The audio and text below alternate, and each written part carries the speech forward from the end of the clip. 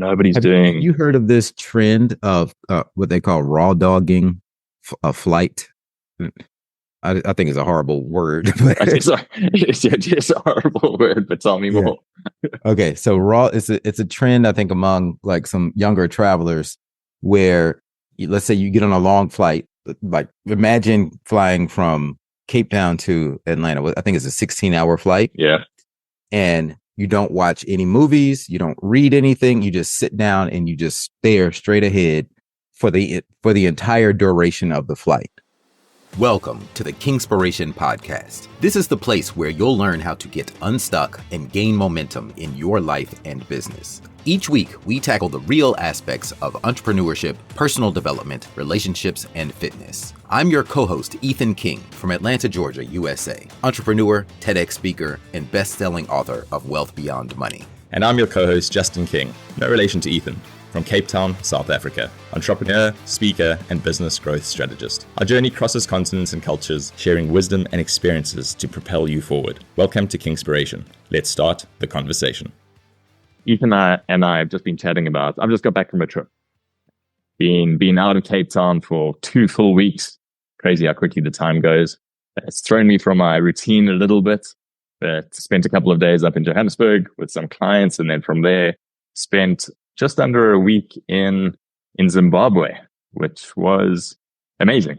A few days in Harare to start, and then from there went up to the mountainous area of Nyanga, Nyanga, and spent a few days on the Gairezi River, really up in the mountains. And what Ethan and I were chatting about is the idea of being able to switch off. And I was forced to disconnect because being in another country, I had no connectivity. And then being up in the mountains, that ensured that I had absolutely no connectivity, because even at the house that I was staying in, there was no Wi-Fi connection or anything of that nature. And I was quite disappointed with myself because I'd been anticipating and looking forward to the idea of disconnecting, unplugging myself from the world, from being connected to via my phone or being connected via a laptop. And when the moment came, there was almost like an anticlimax and I don't know if it was an unwillingness to disconnect. The mind was staying with it, still wondering, what am I missing? What have I not done? What have I not responded to? What is perhaps sitting in the inbox? Who has been single ticked and not delivered? Did my out of office email go out? Had all these things running through my mind, and really struggled to disconnect and really, I think, be at peace and enjoy the seclusion and the area that I was in. So I know Ethan. So let me ask you a question. So you were forced to disconnect for how many days? It wasn't even that long. So that was 3 full days. 3 full days. Okay. And then what were there any negative consequences of you being disconnected for those 3 days? Ethan, there were no negative consequences. And not only that, but 2 of those, let's call it 3.5 days, but 2 of those days were the weekend as well. So it's also, I mean, just from a work point of view, you should be very happy and willing to be disconnected on a weekend itself. So absolutely zero negative outcomes. But man, I get into my head sometimes, and that little voice gets in there. And I think part of my personality is this feeling of letting others down. And that's the crazy connection that I'll make. By not being online or not being available, who am I letting down? Yeah, silly. It's silly. So yeah, you come away from a few days like that. It's actually loving the time, but on one hand recharged, and on the other hand, you've almost been draining your battery. So charging and draining at the same time, and then you almost just come out at energy level neutral rather than absolutely fully recharged. So that was a difficult one for me. I didn't impress myself. So in my experience, when it comes to vacations, what I try to do is make an effort beforehand to decide, is this going to be an unplugged vacation, or is this one where I'm going to just weave in work from time to time? And I find that if I go into it ahead of time already knowing and having a plan, then I feel better and I don't beat myself up. So for like two examples, we went to St. Lucia last year, and I decided, you know what, on this one, I'm going to unplug. I'm not even bringing my computer. I'm leaving it in the US, so I don't have an excuse to get on it. And of course, I have my phone with me, but actually one day while we were there, I found myself just kind of going on my phone and posting stuff to social media. And I was like, you know what, I locked the phone in the safe and just really, really connected with my environment because it was so beautiful. And it actually felt kind of weird. It almost feels like you're leaving a limb behind in the safe. Yeah, because we're so attached to our cell phones. But after a while, I just got used to it, and I really got a chance to enjoy nature and appreciate the beauty of where I was. But also on the flip side of that, like when we went to we did a Disney cruise this summer, like last month, we went to Italy and Greece and stuff. And I was like, man, it would be nice to be able to detach. But, you know, when you're gone for 2 weeks, it's like, okay, that wasn't practical given all the stuff that I have going on right now. So I did take my computer with me. But what I did was I scheduled, okay, I'm going to process emails and get back to people during this one window of time every day. And that's it. And that might have been like right before going to bed or whatever. But otherwise, the computer stayed in the safe, and I was able to like compartmentalize the different parts of the day and really enjoy what I was doing and be present. Yeah, I like that.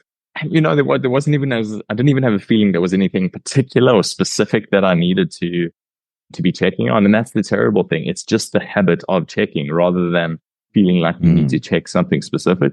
But to your point, it's the classic thing of idle hands. So it's needing to keep busy. And I was lucky, managed to do that. Got up for some beautiful runs up in the mountains, spent a lot of time hiking down on the river, crystal clear water, freezing as hell, but got in, braved a swim or two.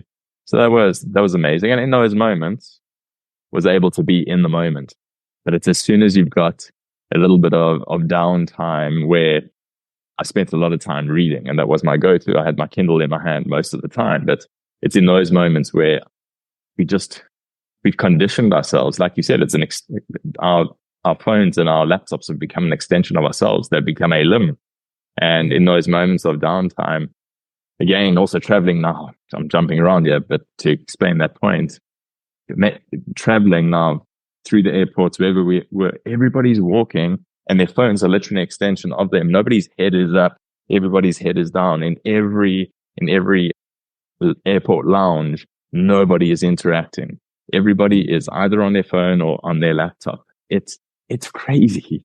Yeah. So we've just become so used to that the moment you kind of stop doing something and sit down or take time out, you've got to flip on the phone and start scrolling. If you're queuing to get in somewhere, you've got to have the phone on and you've got to be scrolling. Whether that's social media for some people, for others, it's checking emails, it's checking instant messages, and it's corresponding. But nobody's doing. Have you heard of this trend of what they call rawdogging a flight? I think it's a horrible word. It's a horrible word, but tell me more. Okay, so it's a trend, I think, among like some younger travelers where, let's say you get on a long flight, like imagine flying from Cape Town to Atlanta. I think it's a 16-hour flight. Yeah. And you don't watch any movies, you don't read anything, you just sit down and you just stare straight ahead for the entire duration of the flight. And I guess it's supposed to be some type of mental toughness exercise, and they call this rawdogging. Like, yeah, it's a trend now, which I think is horrible. I would hate that. Well, I think what it is, it's trying to elicit some form of boredom, because how do people get bored now? How is it possible to get bored in today's day and age?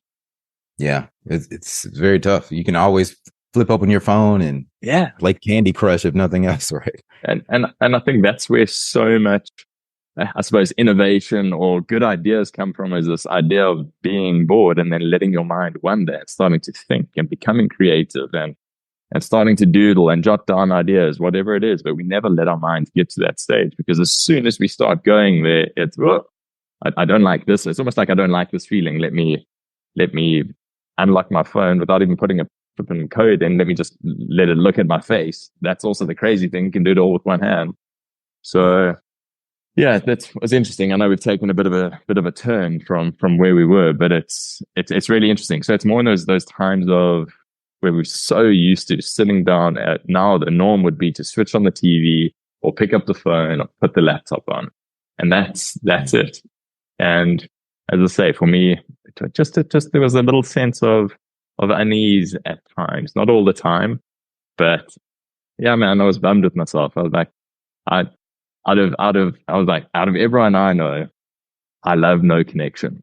Like I'm good at this. And when the time came, I failed my own test because I left me with a little bit of anxiety. Well, to wrap this up and give people some takeaways, so I'll give my takeaway and let me know if you agree, if you have another one. But I think the best approach is to go into it with a plan. That way you don't judge yourself or beat yourself up if you stayed connected or didn't stay connected. But if you go into it with a plan and say, okay, on this trip or and during this time period, I'm going to disconnect, and you plan ahead for it, then you won't be disappointed in yourself if you actually do it. But I think it's when you go in and there's kind of that loosey-goosey, well, I'll have my phone with me just in case I need to check something, and you're probably going to check something. So that would be my one piece of advice. I think so. So I think going with the plan for sure. And then to probably flip the feeling that I had on its head is in those moments, I would say take feeling bored as a victory, because that's kind of the intention. You really want to, and take a book, make sure you're reading, go for your runs, do all of that thing. But in the moment that your mind is getting to that place where you suddenly feel, oh, I'm feeling bored, be like, shit, that's a victory, because ordinarily I would have a phone open in front of me or something else to run away from this feeling. So when that happens, take that as a victory, make notes of it, and rather lean on that rather than saying, oh, I need to be connected in this moment. That's a wrap for today's episode of Kingspiration. We hope this conversation sparked insights to ignite action in your life and business.